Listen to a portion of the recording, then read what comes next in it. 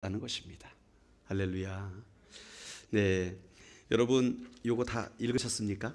예, 건강한 공동체 세우기 5번이죠. 5번. 네. 예, 건강한 공동체 세우기 다섯 번째 주제는요, 영적 성숙을 정의하라, 그런 주제였습니다. 예, 4번의 주제는 뭐였냐면 목표를 분명히 하라. 그래서 질문을 하라 그랬죠. 우리 교회에 사람들이 찾아오게 될 것인데 그들이 어떤 사람이 되기를 원하는가? 예, 어떤 사람이 되기를 원하는가? 그렇게 목표를 정하라 그랬어요. 그런데 여러분은 그 사람들이 어떤 사람이 되기를 원하십니까? 새신자가 교회에 오면, 우리 교회에 정착을 하게 되면 그들이 어떤 사람으로 변화되기를 원하는가? 그 기준이 뭔가요? 헌금 많이 하는 사람? 아니면 주일 잘 지키는 사람? 기도 유창하게 잘하는 사람? 뭐 다양한 이야기들이 있을 수 있지만 오늘 여러분들이 읽어보신 말씀들을 통해서 우리가 이제 성경적인 목표 그리고 성경적인 영적 성숙을 정의해야 될 줄로 믿습니다. 자, 우리가 스스로에게 던진 첫 번째 질문이 뭐였어요? 사람들이 어떤 존재가 되기를 원하는가? 그게 첫 번째 질문이었죠. 예, 그래서 우리 이전에 이 4장에서 우리 읽었던 말씀들이 기억나실려나 모르겠는데, 사람들이 기대하는 교회, 사람들이 기대하는 어떤 사람에 대해서 기술적 기반의 교회, 기술적 기반으로 성장하는 사람을 요구할 때도 있다, 그렇게 말했어요. 그게 뭐냐 하면 교회 프로그램 잘 따라오는 사람, 교회에서 세미나 한다 그러면 세미나 참석하고, 새벽 예배 한다 그러면 참석하고, 또 월삭한다 그러면 참석하고, 그냥 교회 프로그램을 잘 따라서 오는 사람. 예. 그 다음에 또 지식 기반의 사람. 이건 뭐냐면 성경 공부 열심히 하는 사람. 예. 성경 공부할 때마다 다 참석하고, 안 빠지고 참석하고, 큐티하라면 그대로 또 하고, 그런 지식 기반의 사람. 그런데 그게 진정한 목적이 아니라 그랬습니다. 교회 안에 프로그램 잘 참석하고 그 다음에 성경 공부 잘 참석하고 한다 그래서 정말 하나님이 기뻐하시는 사람이 되느냐, 그게 아니라 이 노스포인트 처치에서는 집중했던 게 사명자를 세우자. 사명자. 그 사명자는 마태복음 28장을 기초로 한 사명자인데, 너희는 가서 모든 족속으로 제자를 삼아 아버지와 아들과 성령의 이름으로 세례를 주고 내가 너희에게 가르친 모든 것을 지키게 하라. 예. 그러니까 제자 삼고 주님이 가르치신 모든 것을 지키는 사람으로 세워가는 것, 그게 사람들이 어떤 존재가 되길 원하는가에 대한 답이라는 거예요.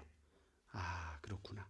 성경 공부 잘 참석하는 사람, 프로그램 충실하게 잘하는 사람, 그런 사람, 물론 그 과정을 통해서 될 수도 있겠죠. 그러나 그거 자체가 목표가 아니고 성숙한 사람, 다시 말해서 그리스도가 가르쳐준 대로 살아가는 사람, 그게 이제 목표가 되어야 된다는 것이죠. 오늘 두 번째 질문은 뭡니까? 어떻게에 대한 답을 찾는 거예요. 어떻게 사람들이 그런 존재가 되겠느냐, 그런 질문을 이제 던지고 있는 거죠. 자, 그러면 이해해야 될 게 뭐라 그랬어요? 영적 성숙이 뭐냐? 영적 성숙을 한번 정의해 봐야 된다. 여러분, 영적 성숙 그러면 뭐가 연상되십니까? 영적 성숙, 막 머리 위에 빛이 막 광채가 있고, 아니면 기도할 때마다 막 성광같이 응답하시고, 막 방언이 터지고, 막 기도할 때 막 랄랄랄랄라 하고 막, 아니면 도대체 뭐가 영적 성숙입니까? 성경 퀴즈 대하면 1등하고 막 이런 걸까요? 뭘까요 도대체 영적 성숙? 여기서 우리 나눠드린 책에 보면 여기 영적 성숙이 계획을 세우고 계획을 이루어가는 그것만으로는 안 된다 그랬죠. 그렇죠? 예. 거기 두 번째 패러그래프 보면 나는 어떤 과정이나 계획의 성취를 영적 성숙과 동일하게 여기는 사람들을 오랫동안 보아왔다. 교회 안에 이런 사람들이 많다는 거예요. 계획을 세우고 그 과정을 마치게 되면 뭔가 이룬 듯한, 실제로 그렇지 않습니까? 우리 교회도 수요 성경대학도 있죠. 그 다음에 여러 가지 모임들이 있죠. 그런 모임들에 대해서 하나하나 뭔가를 이뤄가면 그게 성숙이다. 그 수료증 따면, 수료증이 쌓여지면 그게 성숙이다. 우리가 생각할 수 있지요. 그러나 그게 진정한 영적 성숙인가? 아니라는 거예요. 여기 보니까 커리큘럼 접근 방식으로 교회들이 많이 나가고 있다 그랬어요. 저도 이런 생각 많이 했습니다. 우리 교회 도대체 성도들이 자라기 위해서 어떤 커리큘럼이 필요한가? 두 날개를 해야 되나? 1:1 제자 양육을 해야 되나?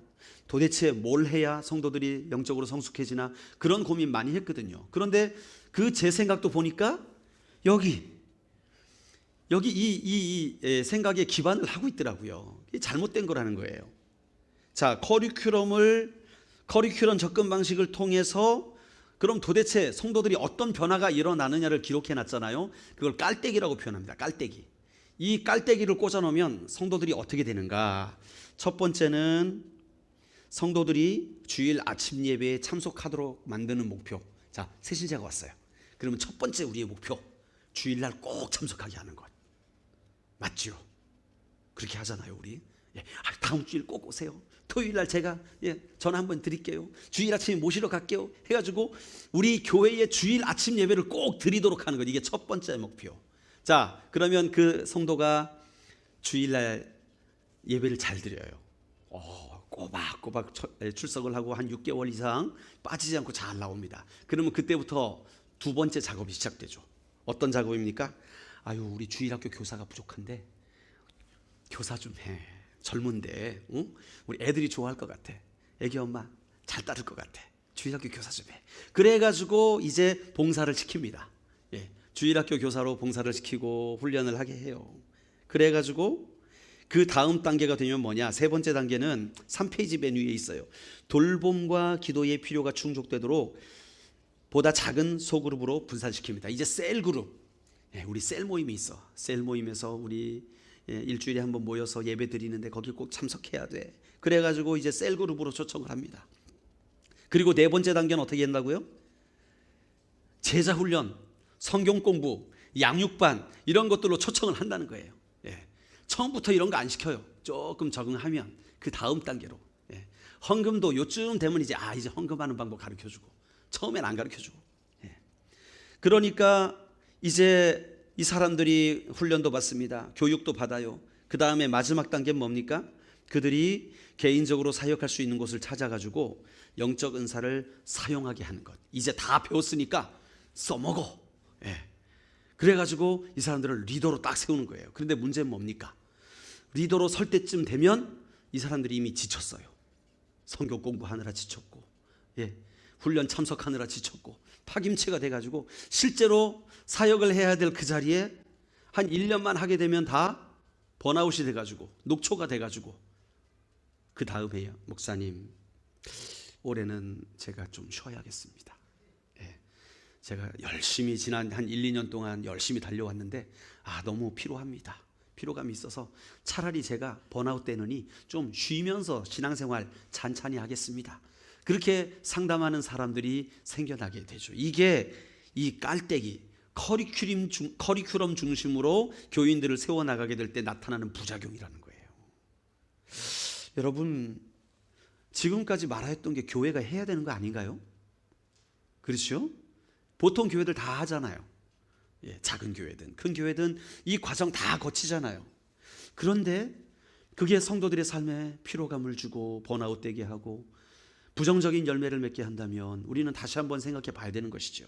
그래서 이 노스포인트 처치는요, 조금 다른 방법으로, 원론적인 방법으로 돌아갔습니다.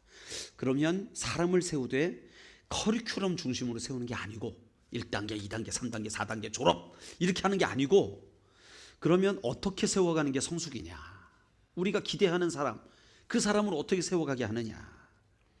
성경으로 돌아갔습니다. 그게 바로 마태복음 22장에 나오는 말씀이에요. 거기 3페이지 제일 밑에 말씀을 우리 같이 한번 읽어볼까요? 시작.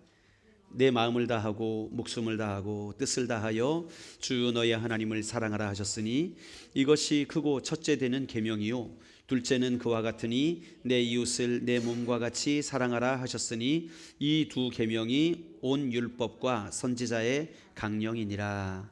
아멘. 자, 이게 예수님께서 말씀하신 성숙이라는 거예요. 성숙한 사람은 이 두 가지 계명을 지키는 것이다. 이 두 가지 계명, 첫 번째는 뭐라고요? 하나님을 사랑하는 것. 두 번째는 뭐라고요? 이웃을 사랑하는 것. 그러니까 우리가 신앙생활 하면서 이루어야 할 두 가지 목표가 있다면 이 두 가지라는 거예요.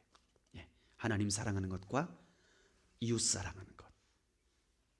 양육반, 제자반, 뭐 전에는 사도반이라 그랬는데 요즘은 뭔 반이라, 군사라 그러나요? 뭐 하여튼 이런 거 있잖아요. 두 날개에 이런 과정들. 여러분, 그런 교육들이 탁월합니다. 굉장히 우리의 신앙이 일어서는데 유익하고 도움이 됩니다. 그런데 우리가 놓쳐서는 안 될 게 있어요. 그걸 하는 목적이 뭐냐 이거죠.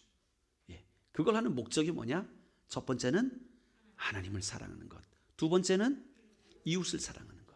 그러니까 어떤 과정을 이루는 게 마치 영적 성장인 것처럼, 집사님 양육반 했어? 그건 됐고. 제자반 했어? 안 했지? 거봐. 그러니까 집사님 그렇지. 제자반 해야 돼. 제자반. 제자반 딱 끝나고 군사반 했어? 어휴, 군사반 해야지. 군사반 안 하면 성가대 못해. 그러니까 군사반 억지로 하는 거예요. 억지로. 그래가지고 12주 군사반 지나고 나니까 졸업은 했어요. 그 다음에 이거 숙제 쓰느라고 목사님 관절염 생겼어요. 좀 쉬어야겠습니다. 그리고서 피로감에 지쳐가지고 번아웃 되는 거예요. 아무것도 못하는 거예요. 하긴 하죠. 끌려가는 거예요. 그게 아니라는 거죠. 자, 여러분, 밥을 먹을 때 밥 먹는 기쁨이 있어서 먹는 사람과 먹어야 되니까 먹는 사람과 차이가 크죠. 그렇죠? 막 좋아하는 거 있어가지고 밥을 먹는 걸 좋아해 그래가지고 뭐 저같이 먹는 거 다 좋아요. 이것도 맛있고 저것도 맛있고 이렇게 사는 사람과, 아이고 내가 또 먹어야 되나, 또 먹어야 되나, 이 먹는데 내가 이리 시간을 낭비해야 되나, 그러나 살기 위하여 어쩔 수 없이 먹는다. 그러면 그 사람은 식사 시간 때마다 얼마나 피곤하겠어요.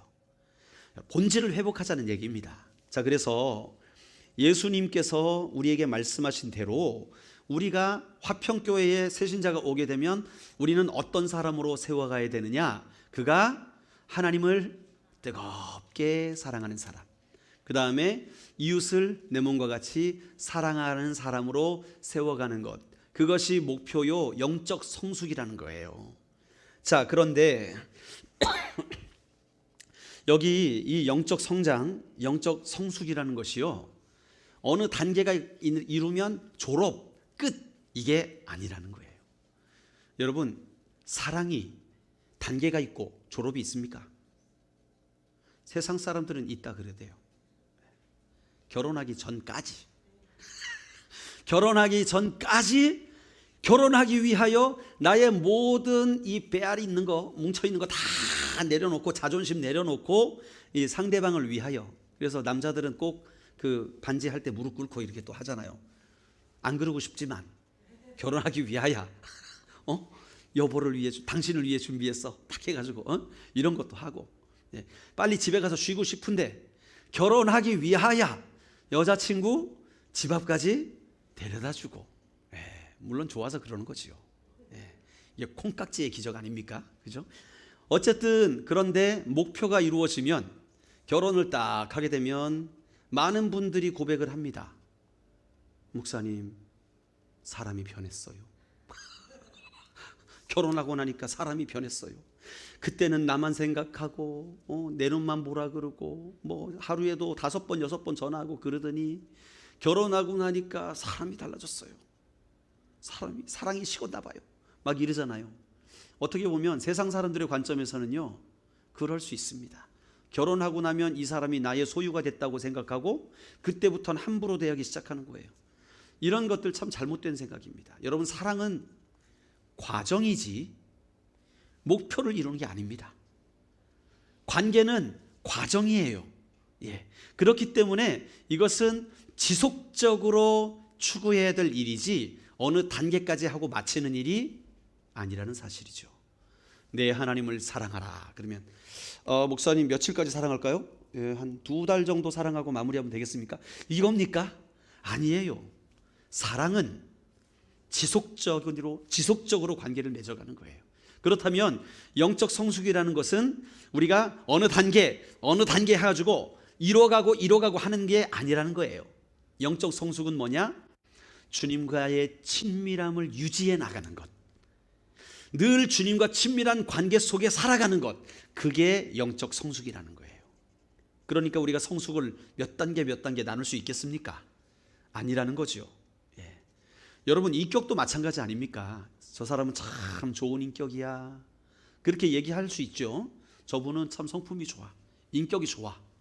레벨 7 정도 되는 것 같아. 뭐 이렇게 합니까? 아니에요. 그냥 그 사람의 삶의 전반적인 분위기, 그 사람이 시간을 어떻게 쏟는지, 무엇을 위해 살아가는지, 어떤 관계를 맺고 살아가는지에 의해서 그 사람을 전반적으로 평가하는 것이지, 저 정도 예의는 한 7 정도 예의네, 저 정도 예의는 한 9 정도 예의네, 이런 게 있습니까? 없는 거예요. 영적 성숙이 그렇다는 거예요. 예. 자, 그래서 영적 성숙은 하나님과의 수직적 관계와 또 우리 성도들 간의 수평적인 관계에서 지속적으로 사랑이 표현되는 것이다. 4페이지 중간에 그렇게 나와 있어요. 그렇죠? 지속적으로 사랑이 표현되는 것, 이것이 영적 성숙이라는 거예요. 여러분, 우리 영적으로 성숙해 가시길 축원합니다. 예, 날마다 자라가십시오. 그게 어떻게 하는 것이냐? 하나님과 지속적인 관계를 계속해서 맺어가는 것이죠. 예. 목사님, 이 성경 공부 몇 달 코스입니까? 몇 달 코스? 12주 정도면 되겠는데 그거 이상은 안 되겠는데요. 예. 큐티 언제까지 해야 됩니까? 1년 정도 제가 해보겠습니다. 이게 참 말이 안 된다는 거예요. 그렇죠? 이 하나님과의 관계는 지속적으로 해야 된다는 것입니다. 자, 그러면 이 지속적 관계의 대상 2가지 중에서 특별히 2번째 이웃과의 관계를 이 교회에서는 또 2가지로 나눴죠. 그렇죠? 첫 번째는 우리 함께 신앙생활하는 신자들과의 사랑의 관계. 2번째는 불신자를 향한, 믿지 않는 자들을 향한 사랑의 관계. 이 2가지로 나눴습니다. 그래서 총 하나님을 사랑하고, 그 다음에 성도들을 사랑하고, 그 다음에 믿지 않는 자들을 사랑하는 이 3가지 관계, 이 3가지 관계가 지속적으로 우리의 삶 가운데 이루어지도록 하는 것이 교회의 목표라는 거예요. 여러분, 동의하십니까? 일단 하나님과 관계 먼저 세상 다 끊어버리고, 1단계 세상과 관계 다 끊어버리고 하나님과 깊이 관계 맺은 다음에 그거 다 이뤘어요. 졸업하고 그 다음에 자, 성도들과의 관계, 자, 셀 모임, 그거에 집중하고, 그 다음에 그거 끝나면 셀 모임 안 하고 전도만 하고, 이렇게 하면 되겠습니까? 이게 아니라는 거예요. 우리가 기대하는 것, 제가 기대하는 것, 우리 교회에 기대하는 것은 여러분 한 사람 한 사람이 날마다 하나님과의 교제가 늘 이루어지고, 또 성도들 안에서 서로 돕고 사랑하는 관계, 서로 위로하고 기도하는 관계가 늘 이어지며, 또 여러분이 믿지 않는 자들을 향하여 나가서 늘 그리스도의 사랑으로 섬기며 그들이 예수 믿을 수 있도록 도와주는 이 아름다운 관계가 지속적으로 일어나는 것이 바로 영적 성숙이고, 또 그런 사람으로 세워지기를 교회가 기대한다는 것이죠. 자, 우리 기대할 목표가 대충 그려지셨습니까? 예, 무조건 성경 공부해야 되고 암송대회 1등 해야 돼, 이런 게 아니라 하나님과의 관계와 이웃과의 관계가 온전하게 지속적으로 이루어질 수 있도록 교회가 그들을 인도하고 안내해야 된다는 것입니다. 자, 그럼 분명해졌습니다. 우리의 목표는. 그죠? 예. 그래서 하나님과의 관계는 그러면 어떻게 이어가는가? 5페이지에 나와 있죠. 하나님과의 친밀한 교제에 대해서. 자, 이 친밀한 교제가 저절로 생긴다 그랬습니까? 예, 아니라 그랬죠. 어떻게 생긴다 그랬어요? 2번째 문장 보면 정기적인 관계의 축적이 필요하다. 이게 참 중요한 말 같아요.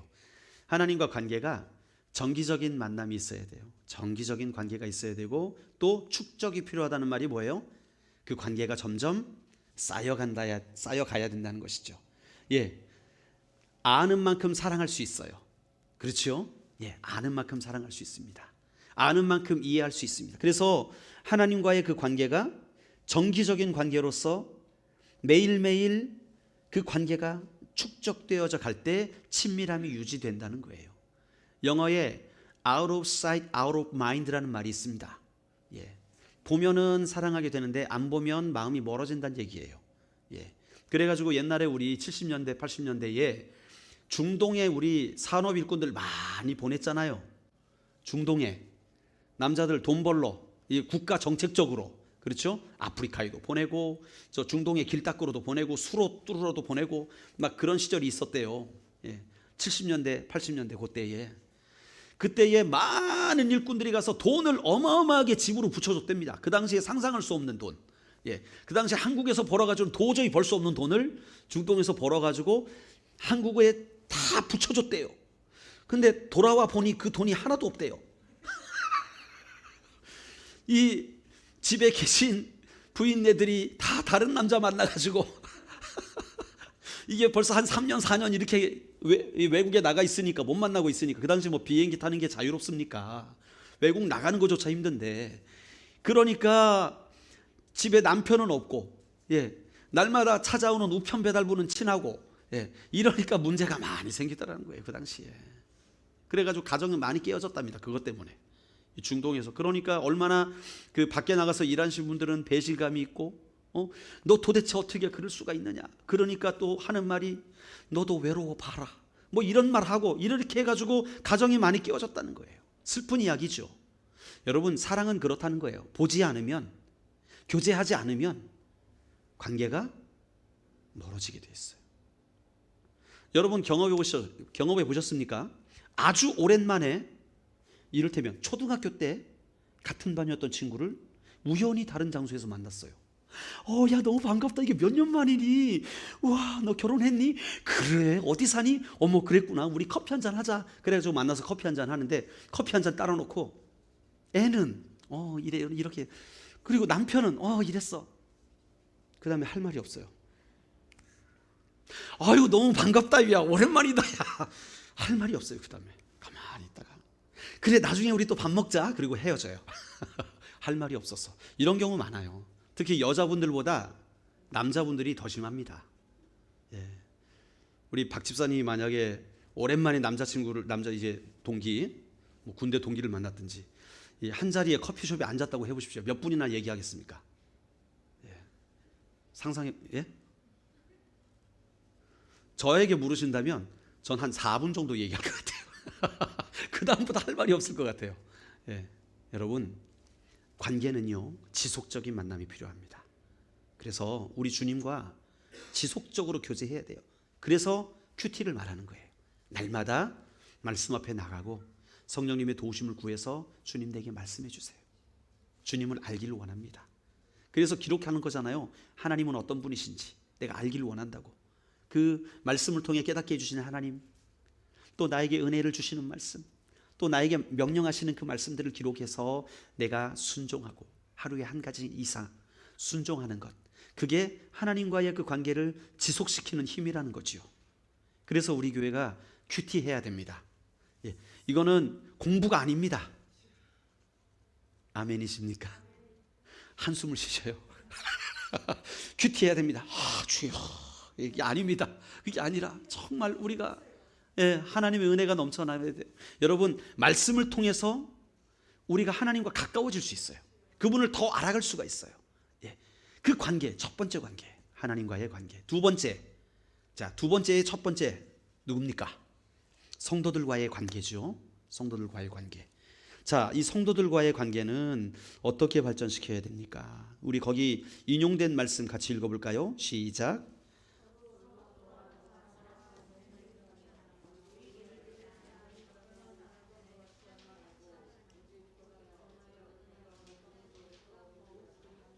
아멘. 여러분, 이 말씀대로 사는 것이 어떻게 가능할까요? 어떤 태도로 모이게 될 때 가능할까요? 어떤 태도로 모이게 될 때? 이게 정말 중요한 것 같아요. 우리 구역 모임을 한다든지 셀 모임을 하게 되면 우리가 모이잖아요. 그런데 이 사람들은 오랫동안 관계가 있었던 사람들이에요. 지속적으로. 그리고 평소에 그들의 서로의 습관을 알고 서로의 약점과 강점을 압니다. 대체로 처음 보는 사람이 아닌 이상. 그러면 그 모임의 관계가 오늘 기록된 이 말씀처럼 서로 돌아보아 사랑과 선행을 격려하고 모이기를 패하는 어떤 사람 습관같이 하지 말고 오직 권하여 그날이 가까움을 볼수록 더욱 그리하는 모임이 되기 위해서 우리가 어떤 태도로 모임을 가져야 되냐 이거죠. 이게 필요합니다. 뭐냐 하면 이 모임에서는 나는 그 사람을 100% 수용한다. 이 모임에서는 그 사람이 무슨 말을 하든지 내가 100% 들어준다. 그런 마음이 있어야 돼요. 그런데 이게 잘 안 되거든요. 왜요? 우리가 그 사람을 아는데 또 그 얘기하네. 한 말 또 하네. 뭐 이러면서 이전의 생각들이 자꾸 튀어나와요. 이게 우리들입니다. 그렇지만 그럼에도 불구하고 우리가 예수님처럼 예수님이 우리들을 붙잡아 주셨던 것처럼 제자들을 어떻게 섬겼습니까? 예수님께서 예수님이 좀 가르치면 제자들은 헛소리해요. 예수님, 우리가 저 언제 장관이 됩니까? 예수님, 제가 오른편에 앉아야 되지 않겠습니까? 맨날 이 생각에 사로잡혔던 것이 제자들인데 그들한테 예수님은 지속적으로 그게 아니다. 하나님의 나라는 그런 게 아니다. 오른편 뺨을 때리면 왼편 뺨도 대주는 게 하나님의 나라다. 네가 높아지고자 하거든 낮아져야 한다. 그런데 제자들은 뭐 합니까? 그거 말씀 딱 마치고 나니까 예수님 은혜 받았습니다. 그러면 제가 오른쪽에 앉을까요? 제가 넘버 2? 이랬던 게 제자들이었어요. 그런데 제자들이 언제 변화되었을까요? 언제 변화됐을까요? 예수님이 승천하시고 나서 주님께서 주시라고 한 그 약속하신 선물을 받을 때까지 전심으로 기도했더니 성령님이 오셨어요. 성령님이 오시니까 그 오신 순간 회가닥 변했습니다. 그 이전에는요, 이 사람들이 심지어는 예수님도 배신했고 이제 다 포기하고 떠난다 그랬던 사람들이었는데 성령님이 임하시니까 그들이 서로 모여서 떡을 떼기에 힘쓰고 자기의 것을 자기의 것으로 여기지 아니하고 필요를 따라 나눠주고 서로를 섬겨주고 또 그들이 복음을 전할 때 기사와 표적이 나타나게 되고 모이는 자가 더 많아져서 이스라엘에 정말 예수 믿는 자들이 버글버글하게 되었답니다. 그러니까 결국은 우리가 이 성도들과의 공동체가 아름답게 이루어지기 위해선 나의 노력뿐만 아니라 누구의 도우심이 필요한 거예요? 성령님의 도우심이 필요한 겁니다. 성령님의 도우심. 그래서 성숙해가는 사람들이요, 특별히 우리 성도들 간에 만남이 필요해요. 만남이 필요합니다. 함께 시간을 보내고 서로 격려하고 도와주면서 공동체 안에서 성장하는 그런 모임으로 자꾸 만나야 되는 거예요. 우리 코로나 때문에 이것을 잘 못하고 있는데 앞으로 우리가 적어도 일주일에 한 번 정도 같이 공동체가 만나야 돼요. 이렇게 예배 때 만나는 거 말고 성도들 3, 3, 5 그룹을 지어서 만나야 됩니다. 그 만남 안에서 오늘 읽은 이 말씀 돌봄이 일어나야 되고 사랑을 행하는 것이 나타나야 되고 격려하는 일이 있어야 되고 또 함께 모이려 하는 그러한 일들이 계속 지속돼야 된다는 것이죠. 이게 성도들과 만남이죠. 관계지요. 그것을 지속적으로 해야 된다는 거예요. 자, 세 번째 관계가 있습니다. 세 번째 관계는 누구와의 관계죠? 믿지 않는 사람들과의 관계. 자, 이 믿지 않는 사람들과의 관계가 참 중요합니다. 자, 기본적으로 전제가 그들은 우리의 말을 들으려 합니까? 들으려 하지 않습니까? 특별히 기독교라고 얘기하면 요즘 더 그래요. 30년 전 1980년대 40년 전 80년대죠. 40년 전인가요? 80년대가 벌써? 세상에. 80년대면 제가 이게 동네에서 시장에서 돌아다니면서 이게 순대 훔쳐먹고 그러던 시절이었는데 제가 그랬습니다. 시장 통에 살아가지고 그게 나쁜 짓인지도 모르고 그러고 살았는데 그 시절에 보면 여러분 혹시 기억나시는지 모르겠어요. 동네 전봇대마다 늘 파란색의 하얀 십자가 종이가 붙어 있었습니다. 무슨 종이죠? 심령대부흥회. 그죠? 부흥성에 종이가 늘 붙어 있었어요. 어느 전봇대든지 간에 이 파란색 종이에다가 하얀 십자가 이렇게 그려 있고 일시 장소는 매직으로 써가지고 이렇게 붙여놓은 포스터들이 방방곡곡 있었어요. 그때는 여러분 믿지 않는 사람들도 목사님이라 그러면 굉장히 존경을 했습니다. 아유, 목사님이십니까? 저는 예수는 안 믿지만 참 아유 만나뵙게 돼서 참 감사합니다. 그런 분위기. 예. 목사님들이 굉장히 세상 사람들에게 존경받는 분위기였어요. 그런데 40년이 지났습니다. 요즘은 어떻습니까? 목사들이 무슨 잘못만 하면요, 신문에 대문짝만 하게나요. 예, 매스컴에서 모 교회 A 목사님 뭐 이런 식으로 해가지고 굳이 안 밝혀도 되는데 그걸 다 밝혀가지고 이렇게 까발려놔요. 신문에 안 좋은 일이 있으면 그거를 대서특필합니다. 똑같은 사람이 이 나쁜 짓을 했으면 신문에도 안 나요. 근데 목사님이 하면 신문에 앞에 딱 내보냅니다. 물론 사람들이 기독교인에 대한 도덕적 기대감이 커요. 그렇기 때문이기도 하지만 어떻게 보면 사단의 전략이에요. 기본적으로 이 기독교에 대한 인식을 짓밟기 위해서, 깔아뭉개기 위해서 지속적으로 그런 일들을 벌여왔습니다. 그래서 이제는요, 목사님이라고 해도 사람들이 목사가 별거 있겠어. 심지어 미국에서는 목사가 종교 비자 신청한다 그러면 비자 발급 안 해줍니다. 그런 시대가 됐습니다. 제가 처음 미국에 갔을 때부터 그랬어요. 이미 먼저 오신 목사님들이 사기를 많이 쳤습니다. 근데 그 목사님들이 어떤 목사님들이냐? 태평양 신학교 출신들입니다. 태평양 신학교로 들어보셨습니까? 예. 원래 한국에서 목사가 아니었는데 비행기 타고 오면서 자기 스스로 안수하고 자기가 안수하고 이제 미국에 도착하는 순간 내 신분은 목사가 돼 있는 거예요. 그래가지고 목사라 속이고, 종이 엉뚱하게 뭐 이렇게 서류 위장해가지고, 그 당시에는 목사님이라 그러면 그냥 영주권 줬거든요, 막. 그러니까 한국 사람들이 그런 일을 많이 한 거예요. 이민국에다가 다 목사라고. 태평양 신학교.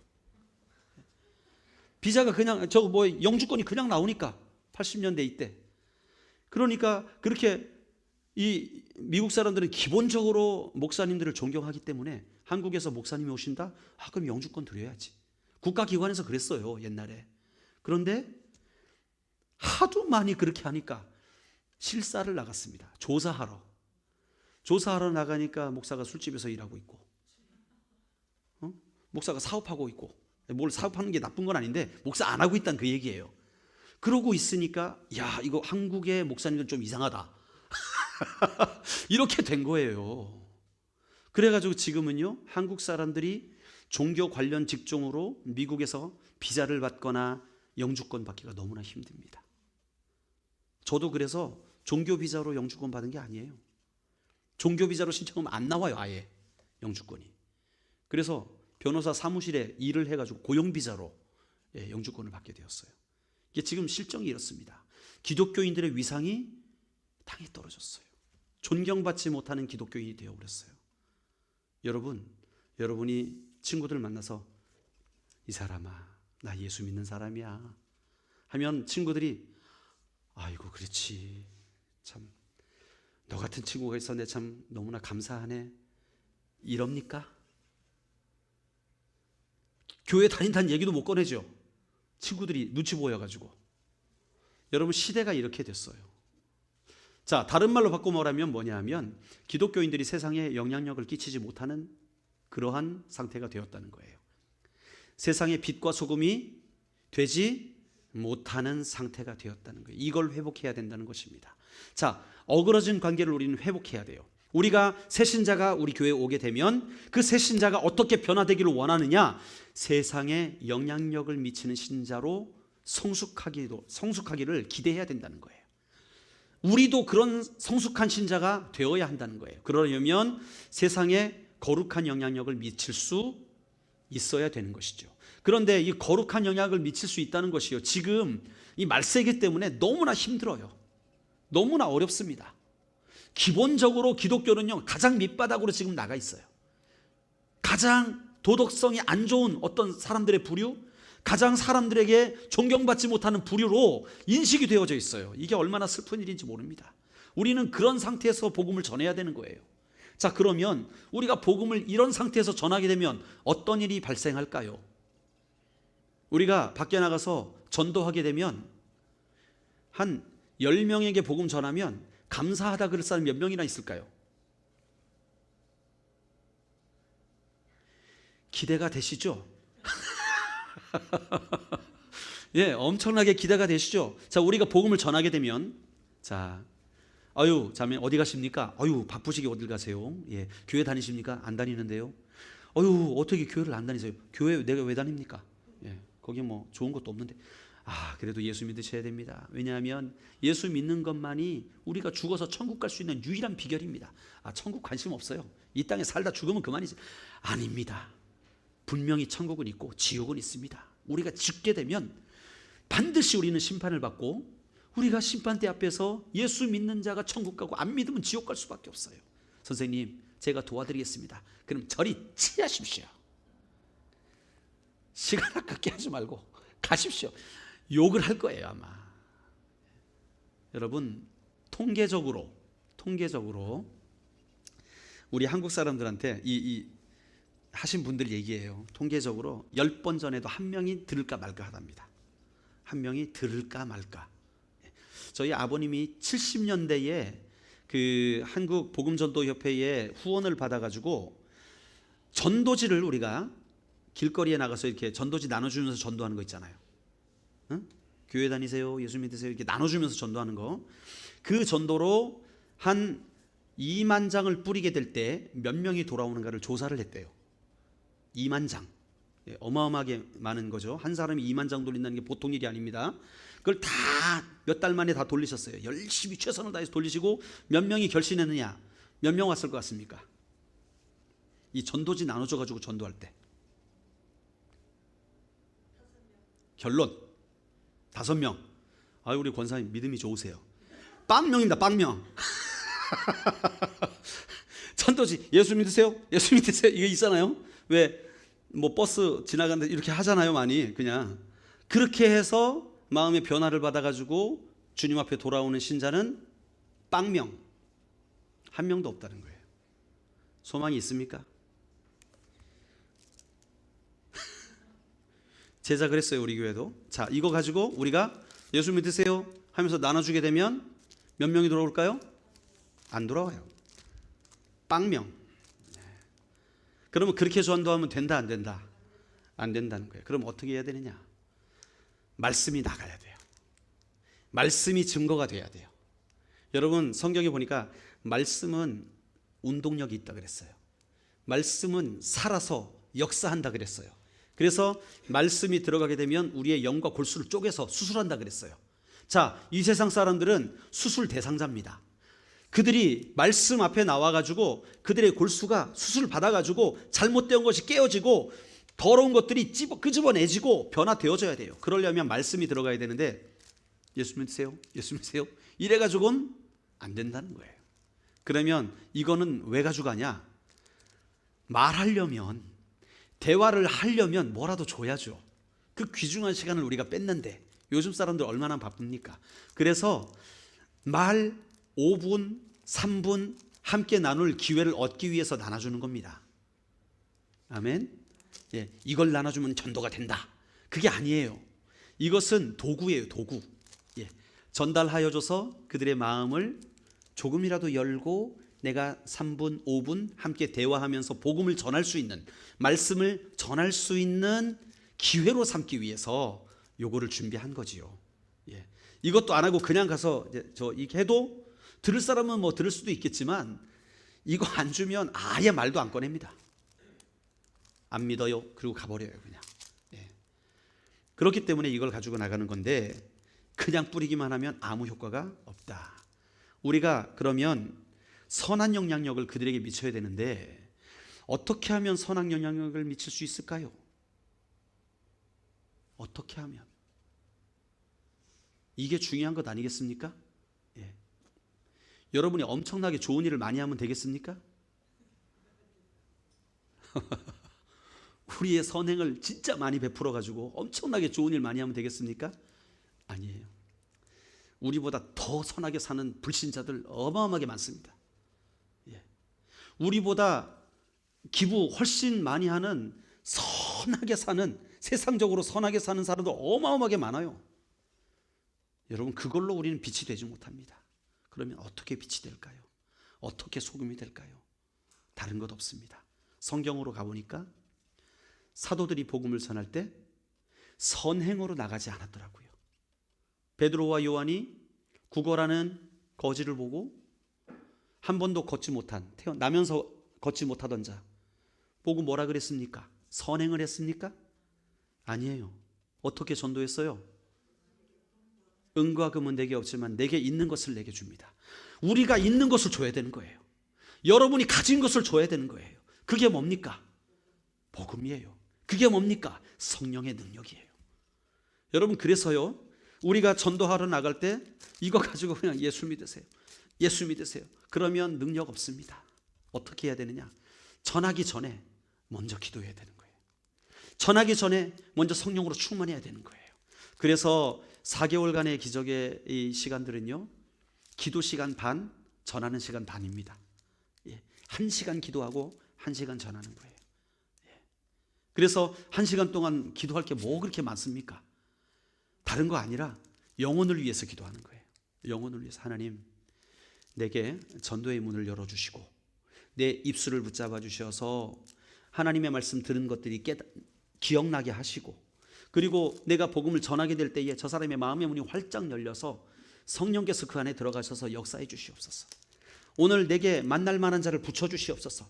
내가 오늘 만나는 사람이 지난 10년 동안 예수님을 찾고 찾다가 못 만났던 사람 만나게 해주십시오. 그렇게 기다렸던 준비된 영혼 만나게 해주십시오. 그렇게 해서 우리가 기도하게 되면 여러분, 이 거룩한 영향력이 나를 통해서 성령의 역사로 나타나게 되는 거예요. 우리가 선한 영향력을 미친다는 것은 어떤 물질로 도와주고 이런 것도 필요하겠지만 그게 아니라, 그보다 우리 안에 역사하시는 그 성령의 능력으로 나아갈 때, 성령께서 말하라고 하시는 말대로 하게 될 때, 그때의 영향력이 흘러나가는 줄로 믿습니다. 그게 중요합니다. 여러분, 말씀을 마무리할게요. 우리는요, 우리 교회가 어떤 공동체를 이루어야 되느냐, 무엇이 건강한 공동체냐, 바로 이런 사람을 세워 나가는 것입니다. 자, 영적 성숙의 단계로 나아가는 그러한 사람을 세워가야 되는 거예요. 새신자가 오게 되면 우리가 기대하는 사람, 영적으로 성숙하는 사람, 그 성숙하는 사람이 어떤 사람이냐? 3가지 관계를 지속적으로 유지해가는 사람. 첫 번째는 하나님을 뜨겁게 사랑하는 관계, 날마다 주의 말씀을 묵상하는 그 사람으로 세워져 가고, 두 번째는 성도와 서로 격려하고 서로 위로하고 서로 권면하여 주는 그런 관계를 지속적으로 맺어가는 사람으로 세워가고, 세 번째는 불신자를 향하여 성령의 능력으로 거룩한 영향력, 다시 말해서 예수 그리스도의 생명의 복음을 전할 수 있는 관계를 맺어가는 것. 이 3가지가 우리가 기대할 사람들이라는 거예요. 우리가 세워가야 할 건강한 공동체라는 것입니다. 할렐루야. 그래서 우리가 이전까지 우리의 개념은, 저도 이 책을 읽으면서 참 많이 깨졌습니다. 성도들 양육반 하고 군사반 하고 제자반 해가지고 졸업시키면 다 성숙하는 줄 알았어요. 그 정도 공부하면 다 되는 줄 알았어요. 1:1 제자 양육 이만큼 두껍거든요. 그 책 열심히 공부해가지고 띄면은 엄청나게 성숙할 줄 알았는데 그게 아니라는 거예요. 근본으로 돌아가야 된다는 것이죠.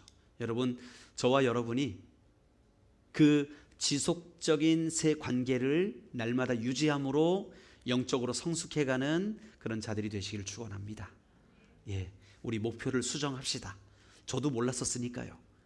궤도를 수정해서 우리 교회가 그런 공동체, 그런 관계, 그런 만남의 자리로 조금씩, 한국말이 기억 안 나요 가끔, 변화되어져 가는, 변화되어져 가는 그런 우리 지체들이 다 되시기를 주의 이름으로 축원드립니다. 기도하시겠습니다. 하나님 고맙습니다. 오늘 건강한 공동체 세우기 5번째 단계, 우리가 어떠한 성숙을 갖춰야 될지, 영적 성장을 어떻게 이루어야 될지에 대해서 이야기를 하였습니다. 하나님, 우리가 성장한다는 것이 어떤 커리큘럼을 따라가서도 아니고, 그리고 내가 무엇을 졸업해서도 아니고, 이 영적 성장은 지속적인 관계를 이루어가는 것이라고 성경은 말씀하고 있습니다. 하나님과의 관계를 지속적으로 이어가고, 또 성도들과의 관계, 불신자와의 관계를 지속적으로 사랑으로서 표현해 나가는 것이 영적인 성장이라고 주님은 말씀하고 계십니다. 하나님, 우리 화평교회가 이 성장의 길을 걸어가게 하여 주시옵소서. 하나님, 우리가 가는 곳곳마다 이 3가지 관계의 열매들이 날마다 나타날 수 있도록 우리의 삶을 인도하여 주시옵소서. 주께 감사드리며 예수님의 이름으로 기도드리옵나이다. 아멘.